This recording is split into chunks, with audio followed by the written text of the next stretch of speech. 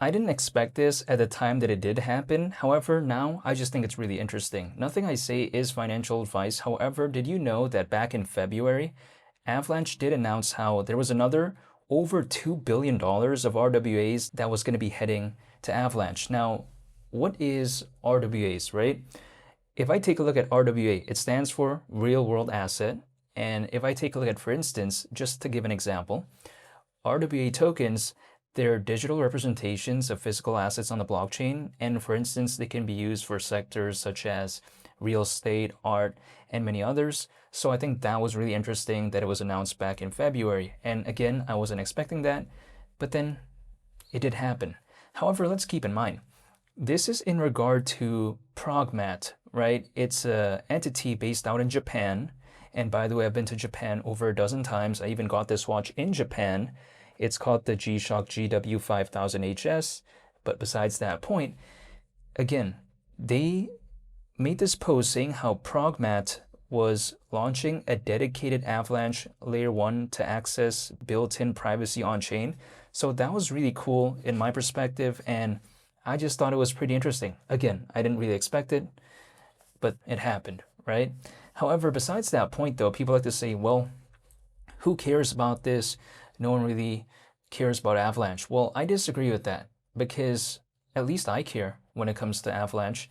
Keep in mind, yes, its native token called AVAX is still below $10, but at the same time, AVAX still has around 160,000 holders, which I find very impressive considering that, again, it's still below $10 at the time of this recording. Furthermore, as a layer 1 blockchain, people sometimes like to say that, oh, Avalanche, it's not good enough. Well, I kind of disagree with that in my case, because when I take a look at its speed, when I take a look at the gas fees, when I take a look at the scalability, I think sometimes it ticks the boxes for what I would find to be a good layer 1 blockchain. Now, I'm not telling anyone to do anything, but if I take a look at VanEck's Avalanche ETF on NASDAQ, I take a look at Grayscale's Avalanche ETF, that's also on NASDAQ. So here's the thing. When people like to say, oh, a lot of people don't care about this, well, at least VanEck and as well as Grayscale cares about Avalanche, at least to a certain extent, or not, why would they do those Avalanche ETFs? That's just my perspective. However, when I take a look at it, people like to tell me that, well, okay, how is AVAX being below $10 something that is even good? Well, here's my rationale. Even though it may sound a little bit counterintuitive, but at the same time, I did see AVAX at around $50 back in December of 2024, so slightly over a year ago.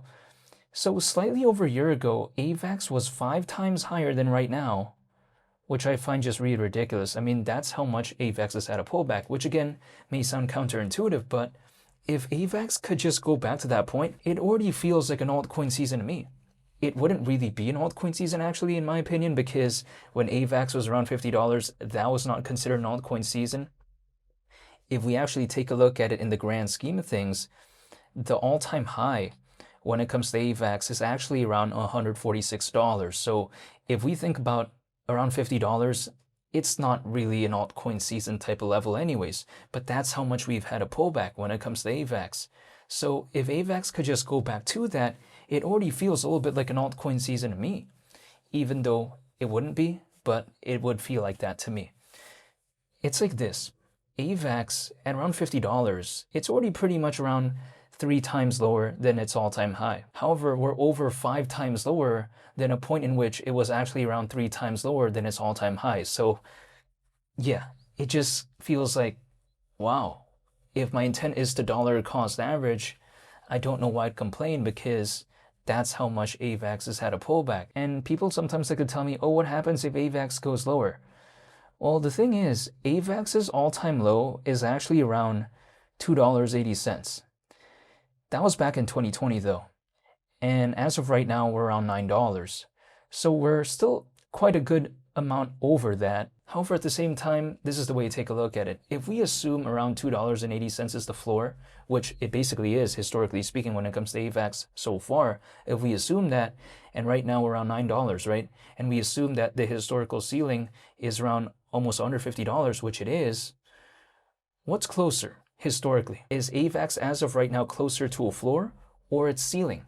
It's actually closer to its historical floor as of right now. The ceiling historically is still very far away. Again, the floor when it comes to AVAX so far, we already know it's around $2.80. We already know the all-time high is almost under $50. So it being at around $9, sure, maybe hypothetically it could go down. I mean, I can't control this, right? I can't control the market. But at the same time, $150 almost, that seems very far away. Almost $3 seems a little bit closer. It's still a little bit far from right now, but it's just a little bit closer to $9. So sure, maybe AVAX could go lower, but it doesn't change the fact that it's still over 5 times lower than $50. And we saw around $50 just over a year ago slightly. So this is just the way to take a look at it. I mean, I treat this like a routine for me. I dollar cost average once a month, even though I don't have to. This is just purely what I'm doing, just voluntarily. But I want to do it anyways because I'm a fan of the project. I don't only just hold AVAX, by the way, but it is one of the pieces, so to speak, that I do like. It's kind of like one of the instruments in the ensemble, if that makes sense. One of the instruments in the band. But yeah, besides that point, when I take a look at Avalanche, sure, it's probably never gonna overtake Solana or Ethereum or let's say the BNB chain in terms of popularity. I'm totally aware of that, but at the same time, it doesn't really need to. I mean, if AVAX just goes back to around $50, I'm going to Sizzler. That's my mindset. It's already time to go to Sizzler right there. There's no point in me really hoping for anything more, maybe, at that point. Even though this is the way I take a look at it, I can't speak on anyone's behalf, but I would care less about a hypothetical altcoin season at that point. If AVAX goes back to around $50, I have zero complaints. Now, would an altcoin season be awesome? Of course. I mean, I wouldn't be mad at that. However, I don't really need one to be happy anyways. So as of right now, that is my perspective when it comes to AVAX. I'm still a fan, and I just don't want to give up. At the same time, sometimes people like variety, and also at the same time, people naturally sometimes just have a preference for one brand over the other. So when I take a look at Avalanche, sure, it has a lot of competition, but in terms of the good ones, I don't feel like there's that many. In terms of the actual quality layer 1 blockchains, with the existence of Avalanche, it just creates another option in which I think is not a bad thing. So as of right now, I'm still waiting and I haven't given up, but I just thought that update that I saw back in February, I didn't expect that, so of course I wanted to make a video on it. However, I just want to say thank you for watching. I greatly appreciate it, and I hope you all have a very nice day. It's only the Captain. I'm out. Peace. Bye.